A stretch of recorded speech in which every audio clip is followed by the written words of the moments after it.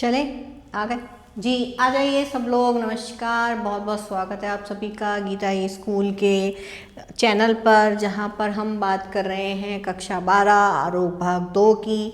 आज हम एक नया पाठ शुरू करने वाले हैं, पाठ 12 जो है धर्मवीर भारती जी के बारे में।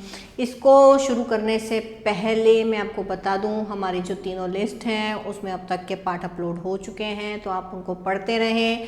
हमारी लिस्टों तक पहुंचने के लिए या हमें आपसे अपने आप से जोड़े रखने के लिए आपको हमारे चैनल को क्या करना है, लाइक और सब्सक्राइब, ताकि हमारी जो वीडियोज़ हैं नॉन स्टॉप आपके पास बेरोक टोक पहुँचती रहे। आज हम एक नया पाठ पढ़ेंगे, इनका लेखक परिचय प्राप्त करेंगे। ये जो लेखक हैं ये हैं धर्मवीर भारती जी। ठीक है, करिए शुरू, स्टार्ट करते हैं। ठीक है, ज़्यादा चैप्टर बचे नहीं है, हमारे आरओ तो पूरी होने वाली है। ठीक है, चलिए देखते हैं धर्मवीर भारती जी के बारे में क्या बोला गया है।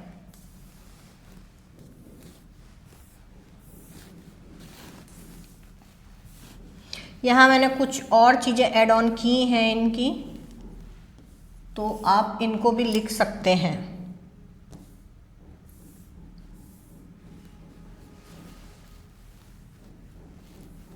इससे ज़्यादा बड़ा नहीं हो रहा है ये।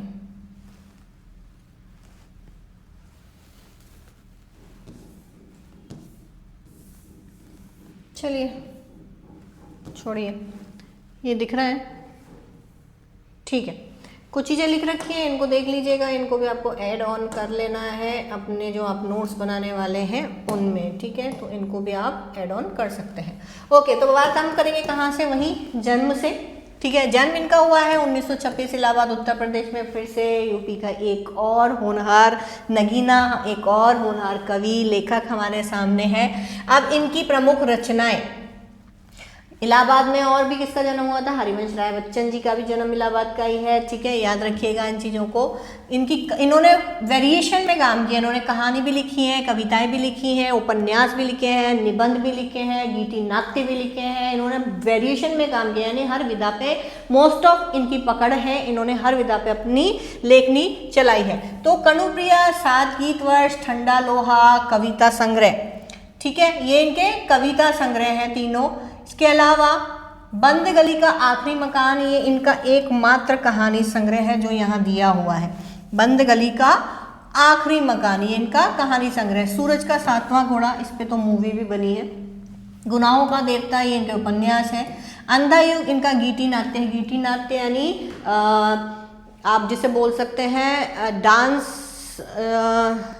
डांस, जिसे आप मूवी तो नहीं बोलते, उसको क्या बोलते हैं इंग्लिश में, डांस प्ले। ठीक है, डांस प्ले आप बोल सकते हैं, जिसपे नृत्य करते करते पूरी कहानी, पूरा संवाद चलता है। ठीक है, डांस प्ले है इनका ये। पश्यंती, कहनी अनकहनी, मानव मूल और साहित्य, ठेले पर हिमालय, इनके निबंध संग्रह है। ठीक है, तो इन्होंने कविताएं भी की हैं, इन्होंने उपन्यास भी लिखे हैं। इनका कहानी संग्रह सिर्फ एक है, बंद गली का आखिरी मकान। 2 ही उपन्यास है, 2 उपन्यास है, एक कहानी संग्रह है इनका, याद रखिएगा। ठीक है, 3 कविता संग्रह हैं इनके।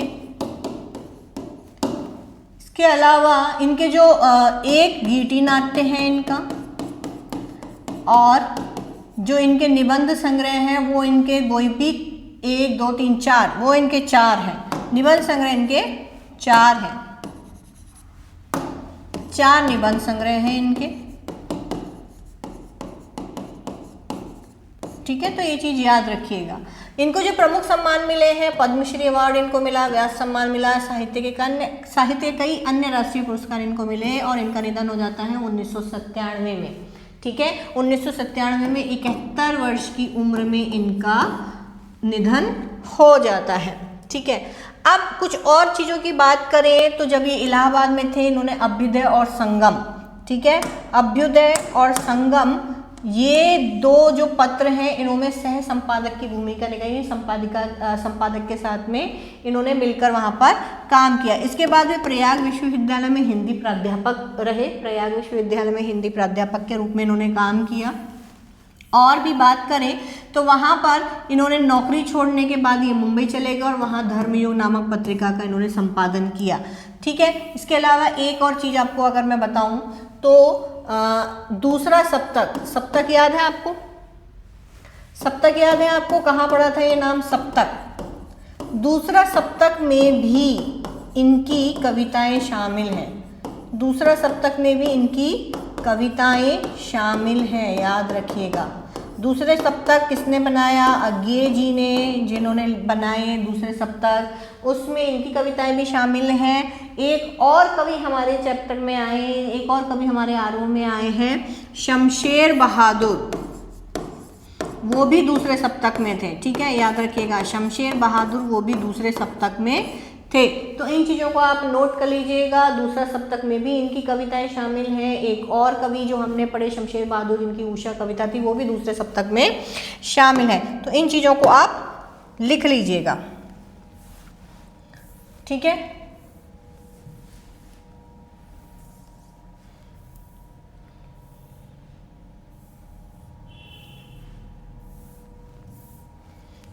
पहले मिटाना ही पड़ेगा, कोई ऑप्शन नहीं है हमारे पास। ओके, चलिए, तो हम बात कर रहे हैं धर्मवीर भारती जी के बारे में, ठीक है। अब इनकी जो मैंने आपको चीज़ें बताई वो आप याद रख लीजिएगा, नोट कर ली होंगी आई थिंक आप लोगों ने। नोट करने के बाद में उनके नोट्स बना लीजिएगा। अब हम इनका कवि परिचय और पाठ का परिचय पढ़ेंगे।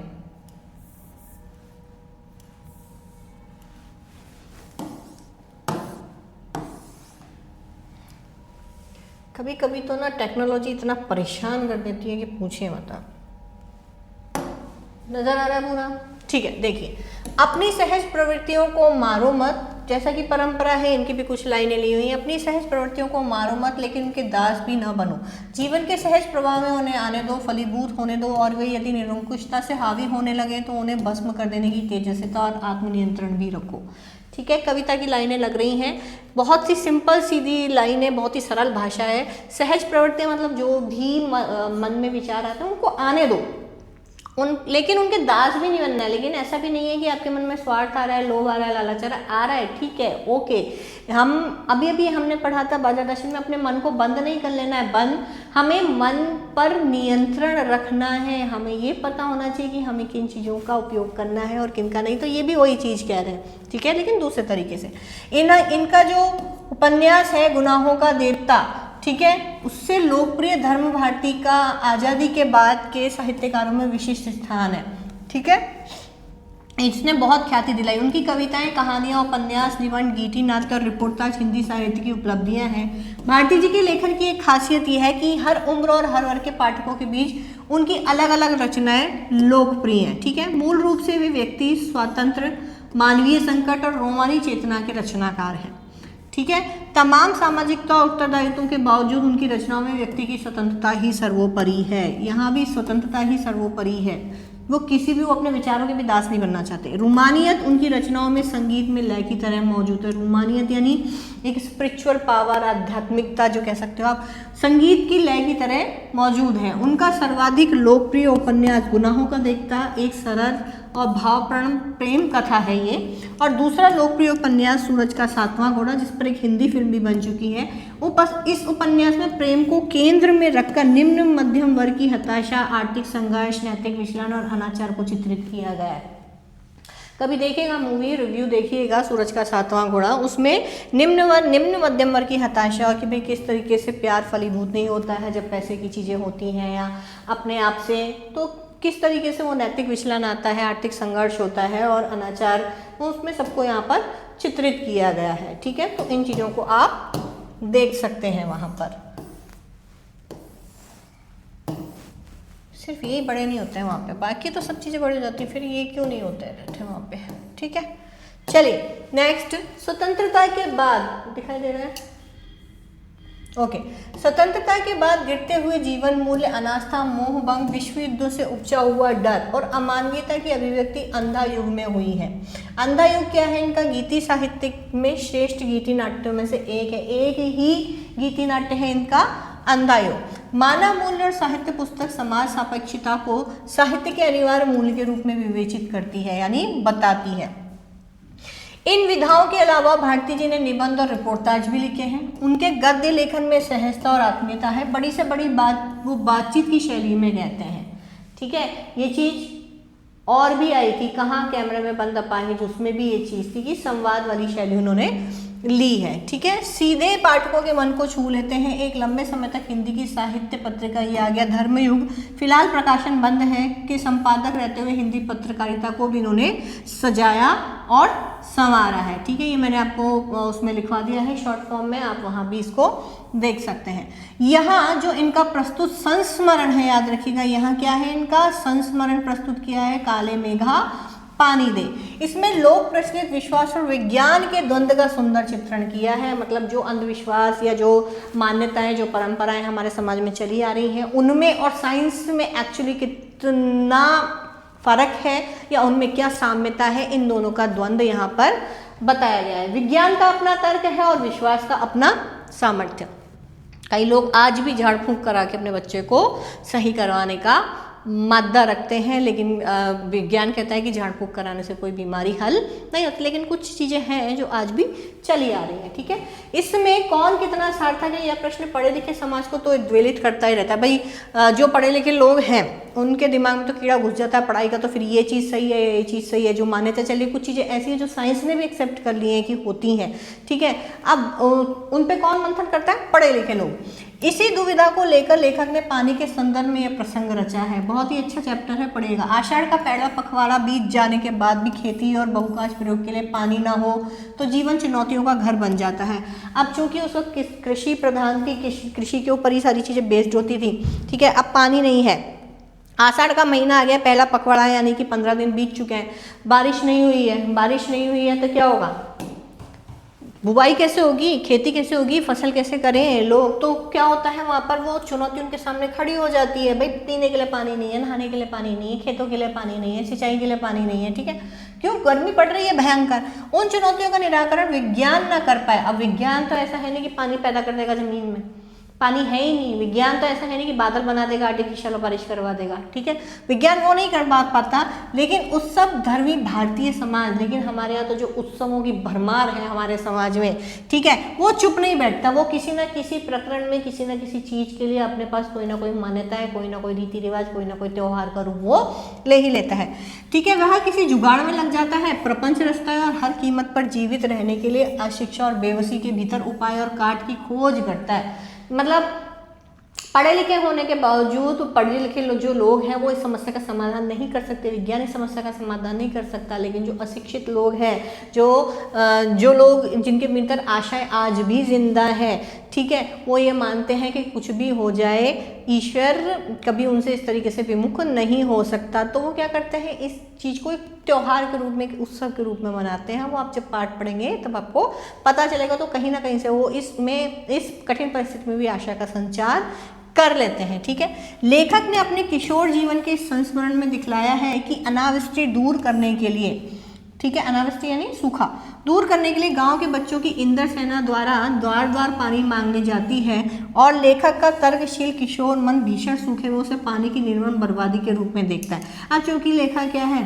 पढ़े लिखे हैं, समझदार हैं, तो उनको तो क्या लगता है, ये पानी की बर्बादी लगती है।